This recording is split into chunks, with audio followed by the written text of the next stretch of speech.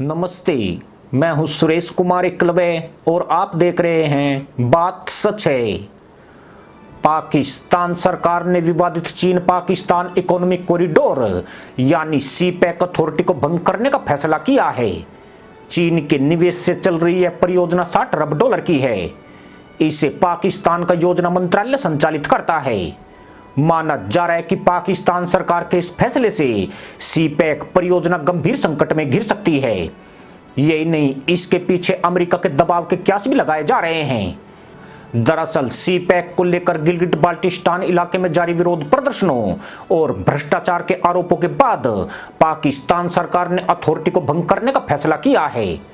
उधर अशांत बलूचिस्तान प्रांत में परियोजना को लेकर महासंग्राम छिड़ा हुआ है। स्थानीय जनता चीन और पाकिस्तान के खिलाफ जोरदार प्रदर्शन कर रही है। इसके चलते सरकार घुटनों पर आई हुई है। इतना ही नहीं, चीन की इस महंगी परियोजना के चलते मदरसा मुल्क का पूरी तरह दिवाला निकल गया है और वह इस वक्त दुनिया में भीख मांगता हुआ घूम रहा है। $60 अरब की इस परियोजना की शुरुआत 2015 में की गई थी। यह चीन की महत्वाकांक्षी अरबों डॉलर की बेल्ट एंड रोड की प्रमुख परियोजना मानी जाती है। लेकिन अपनी शुरुआत के वक्त से ही सीपीईसी प्रोजेक्ट विवादों में घिरा रहा है। यह प्रोजेक्ट भारत के पीओके वाले हिस्से से होकर गुजरता है, जिसका अमेरिका और भारत दोनों ही विरोध करते हैं। इसके अलावा यह पाकिस्तान की बर्बादी का कारण भी बन गया है और मदरसा मुल्क की अर्थव्यवस्था धराशायी करने में सीपैक को सबसे बड़ी वजह माना जा रहा है। पाकिस्तान और श्रीलंका इस समय विदेशी मुद्रा का भीषण संकट झेल रहे हैं। इसके चलते उनके लिए तेल, गैस और अन्य वस्तुओं का आयात मुश्किल हो रहा है। चीन का विदेशी कर्ज चुकाना दोनों देशों के लिए असंभव हो गया है। दोनों ही देश चीन से और कर्ज लेने की प्रक्रिया में हैं। साथ ही आईएमएफ के पीछे भी झोली फैलाते हुए घूम रहे हैं। माना जाता है कि सीपैक अथॉरिटी भ्रष्टाचार का अड्डा बन गई थी, जिसमें सेना और भ्रष्ट राजनेता दोनों हाथों से पैसे लूट रहे थे। पूर्व लेफ्टिनेंट जनरल असीम सलीम बाजवा, जो सीपैक अथॉरिटी के चेयरमैन थे, उनके पास से $100 अरब की संपत्ति पाई गई थी।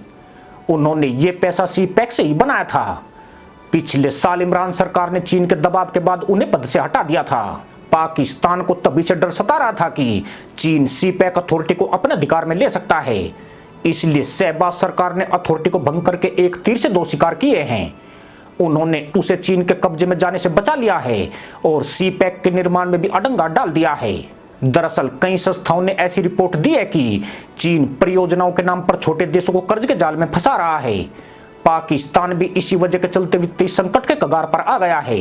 श्रीलंका जैसी आर्थिक मुश्किल से बचने के लिए पाकिस्तान ने अब सीपैक पर ही चाबुक चला दिया है।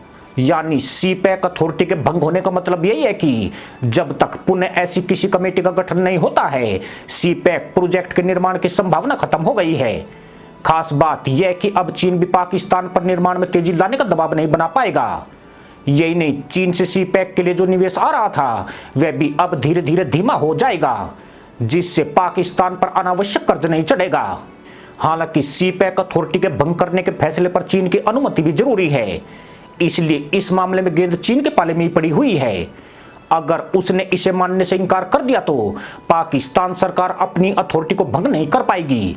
चीन ने पहले ही पाकिस्तान को ऐसी शर्त से जकड़ा हुआ है कि वह आसानी से उसके चंगुल से नहीं निकल सकता है। इसका मतलब यह है कि सीपैक का मुद्दा अभी और तूल पकड़ने वाला है। यह प्रोजेक्ट चीन के लिए सोने का अंडा देने वाली मुर्गी बना हुआ है। वह इतनी जल्दी उसे पाकिस्तान के हाथों हलाल नहीं करवा सकता है। इसलिए मदरसा मुल्क को अभी से गधैया नृत्य करके जश्न मनाने की जरूरत नहीं है।